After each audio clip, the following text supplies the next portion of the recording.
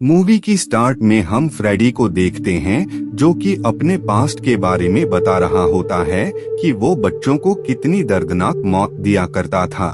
लेकिन फ्रेडी का ये खेल ज्यादा दिनों तक नहीं चला क्योंकि लोगों को उसकी असलियत के बारे में मालूम हो गया था, जिस वजह से लोगों ने उसे जलाकर मार दिया। लेकिन कुछ अर्से बाद ही डेथ्स का सिलसिला वापस से स्टार्ट हो गया था क्योंकि फ्रेडी वापस से लौट आया होता है और वो लोगों के ड्रीम्स में आकर उन्हें काफी ब्रूटली तरीके से मार रहा होता है। फ्रेडी से खुद को सेव करने के लिए लोगों ने ये मानना ही बंद कर दिया कि फ्रेडी रियलिटी में एग्जिस्ट करता है, जिस वजह से लोगों की डेथ होना बंद हो गई। लेकिन इस बात से फ्रेडी काफी नाराज था क्योंकि इस तरीके से वो किसी को मार ही नहीं पा रहा था। वो चाहता था कि लोग उसके बारे में बात करें, उसे याद करें, जिससे वो वापस लोगों के ड्रीम्स में आकर उन्हें मार सके। और इस काम के लिए फ्रेडी जेसन को चूज करता है। फ्रेडी जेसन की मॉम बनकर उसके पास जाता है और वो उससे कहता है कि टाउन में मौजूद सभी लोगों को मारना स्टार्ट कर दो। अपनी मॉम की बात सुनकर जेसन उसी टाउन की तरफ लोगों को मारने बढ़ जाता है। इधर हम उसी टाउन के कुछ बच्चों को देखते हैं जिनमें से एक लड़की का नाम लॉरी होता है।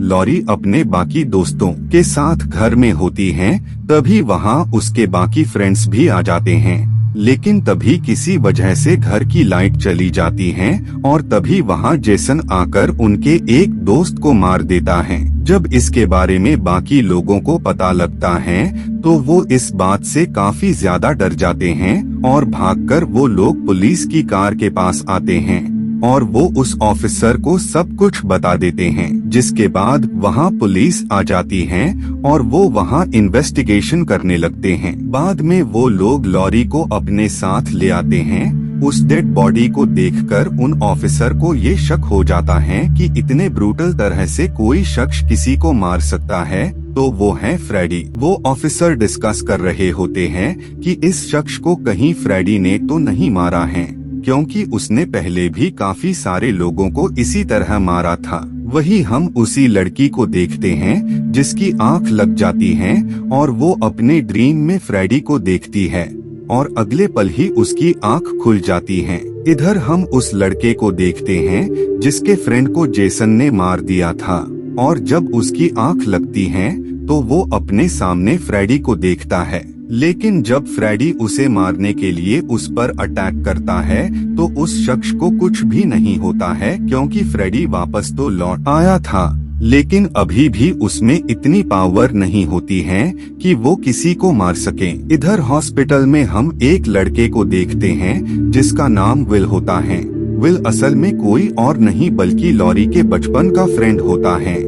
जब वो न्यूज में लॉरी और उसके दोस्तों को देखता है जो कि काफी घबराए होते हैं तो ये देखकर उसे लॉरी की काफी फिक्र होने लगती है क्योंकि किसी ने उनके दोस्त को बहुत ही बुरी तरह मार दिया होता है और विल को शक होता है कि ये किसी और का नहीं बल्कि फ्रेडी का काम है। विल को यकीन होता है कि जिसने इनके फ्रेंड को मारा है वो दोबारा इन लोगों पर हमला करने की कोशिश जरूर करेगा।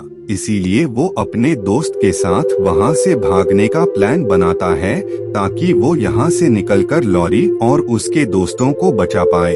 विल का फ्रेंड जब विल की बातें सुनता है तो वो भी उसके साथ जाने के लिए रेडी हो जाता है और वहाँ से निकलने के लिए वो लोग एक गार्ड का आई कार्ड ले लेते हैं। इधर हम लॉरी और उसके दोस्तों को देखते हैं जो कि एक पार्टी में होते हैं। वहीं पर उससे मिलने विल आता है और विल को देखकर लॉरी काफी ज्यादा शॉक हो जाती हैं क्योंकि वो उससे काफी टाइम बाद मिल रही होती हैं। वहीं पर हम लॉरी की एक दोस्त को देखते हैं जो कि दरख्तों से होते हुए एक फैक्ट्री में पहुंच गई होती हैं। तभी उसके सामने फ्रेडी आ जाता है। इसका मतलब ये था कि वो शख्स ड्रीम में है क्योंकि फ्रेडी लोगों को सिर्फ ड्रीम्स में ही मार सकता था।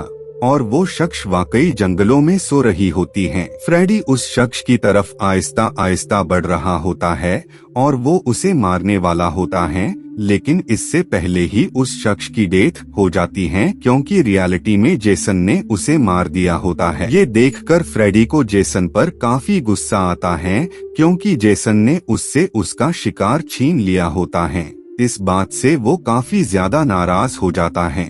इधर रियलिटी में एक शख्स जेसन की बॉडी पर आग लगा देता है, लेकिन इससे जेसन को कुछ भी नहीं होता है। उल्टा वो अपनी स्वॉर्ड से उसे ही मार देता है और वो बाकी लोगों की तरफ भी उन्हें मारने के लिए बढ़ रहा होता है। जेसन को जलता हुआ देखकर वहाँ पर मौजूद लोग काफी ज्यादा पैनिक हो जाते हैं और वो इधर उधर भागने लगते हैं। विल भी अपनी फ्रेंड के साथ वहाँ से निकल जाता है और साथ ही वो उसे उसके डैड की रियलिटी बताता है कि उसकी मॉम को किसी और ने नहीं बल्कि उसी के डैड ने मारा है। बाद में जब लॉरी इस बारे में अपने डैड से पूछती है तो लॉरी को यकीन हो जाता है कि उसकी मॉम को किसी और ने नहीं बल्कि उसी के डैड ने मारा है। बाद में वो वहाँ से निकलकर विल के पास आ जाती हैं, जिसके बाद विल और वो शख्स वहाँ से निकलकर अपने फ्रेंड के घर पर आ जाते हैं। वहाँ वो देखते हैं कि उनका फ्रेंड गहरी नींद में है, लेकिन ड्रीम्स में फ्रेडी उस शख्स पर अटैक कर रहा होता है और बाद में वो उसकी बॉडी में आग लगा देता है और वो उसे मार देता है, जिस वजह से रियलिटी में भी उसकी डेथ हो जाती है। इधर हम ऑफिसर को देखते हैं जो कि दूसरे ऑफिसर को बता रहा होता है कि असल में इन सारे मर्डर्स के पीछे फ्रेडी नहीं बल्कि जेसन है। जेसन ही है जो कि लोगों को बेवजह मारता जा रहा है और उसी की वजह से लोग फ्रेडी के बारे में बात कर रहे हैं। लेकिन वहाँ पर मौजूद सीनियर ऑफिसर उसकी बात से बिल्कुल भी एग्री नहीं होते हैं और वो उसे वहाँ से जाने का कहते हैं, जिसके बाद वो ऑफिसर वहाँ से निकलकर विल और उसके दोस्तों के पास आ जाता है, क्योंकि उसे यकीन होता है कि वो लोग फ्रेडी और जेसन को रोकने में उसकी मदद करेंगे। वहीं पर उन्हें पता लगता है कि जेसन को असल में किसी और ने नहीं बल्कि फ्रेडी ने भेजा है लोगों को मारने के लिए। फ्रेडी ने असल में ऐसा इस वजह से किया है ताकि जेसन लोगों को मारेगा और लोग ये समझेंगे कि इन सभी को फ्रेडी ने मारा है, जिस वजह से लोग फिर से उसे याद करना स्टार्ट कर देंगे, जिससे वो वापस से उनके ड्रीम्स में आकर उन्हें मार सकेगा। जिसके बाद ये सब लोग फ्रेडी को रोकने का डिसाइड करते हैं, लेकिन इससे पहले वो उन पिल्स को लेने का डिसाइड करते हैं जिससे इनमें से किसी को भी नींद न आए, जिससे फ्रेडी इनमें से किसी को भी नुकसान न पहुंचा पाए।